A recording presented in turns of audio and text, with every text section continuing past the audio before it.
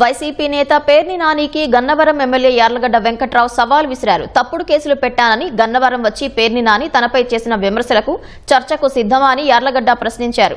వల్లభనేని వంశీపై తాను తప్పుడు కేసులు పెట్టలేదని వెల్లడించారు. వైసీపీలో ఉన్నప్పుడు తాను వ్యక్తిగత దూషణలకు దిగలేదన్న యార్లగడ్డ అలా చేసేవారిది తప్పు అని చెప్పి ఖండించానన్నారు. సూటిగా అడుగుతున్నా, 2000 దొంగ కేసులు నేను పెట్టలా, నేను ఇప్పుడు బహిరంగ చర్చకు సిద్ధం, మీరు వస్తారా?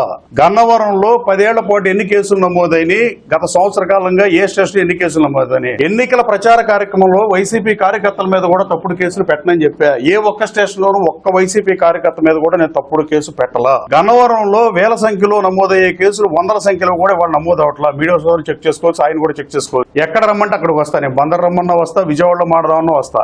ఇద్దరు మాట్లాడుకుంటే సరిపోతుంది. దీన్ని ఊరినే ఛాలెంజ్లు చేసుకుంటాం, పారిపోయాడు అంటూ ఎన్ని కరెక్ట్ కాదు. బేసికల్లీ నేను చెప్పింది తప్పుడు కేసులు నేను పెట్టలేదని చెప్తున్నా, కట్టుబడి ఉన్నా. నేను ఎవరిని అగౌరవంగా మాట్లాడలా. ఈయన వైసీపీలో ఉన్నప్పుడు ఈయన గుర్తులేదా అని నేను అడుగుతున్నా. తెలుగుదేశం పార్టీ ఆఫీస్ మీద దాడి చేసిన కేసు జరిగినప్పుడు చట్టం ముందు వీడియో సర్కమ్స్టాన్షియల్ ఎవిడెన్స్ వీడియో ఈ రికార్డింగ్లు కూడా ఉన్నప్పుడు ప్రభుత్వం దాని పనే చేస్తుంది, కానీ నేను చేసింది ఏంటని అడుగుతున్నా. నేను ఇంకోటి కూడా అడుగుతున్నా, ఆ రోజు నేను ఏ పార్టీలో ఉన్నానని అడుగుతున్నా. నేను ఎక్కడున్నానప్పుడు మాట్లాడేటప్పుడు మీరు తెలుసుకుని మాట్లాడితే మంచిదని గారు. నేను మీ గురించి ఎప్పుడు వ్యక్తిగత వ్యాఖ్యలు నేను చేయలా. కానీ మీరు గన్నవరం వచ్చి మీరు ఆ గతంలో కూడా పద్దాక అభ్యర్థి అన్నప్పుడు కూడా నేను మీ గురించి ఎత్తలా.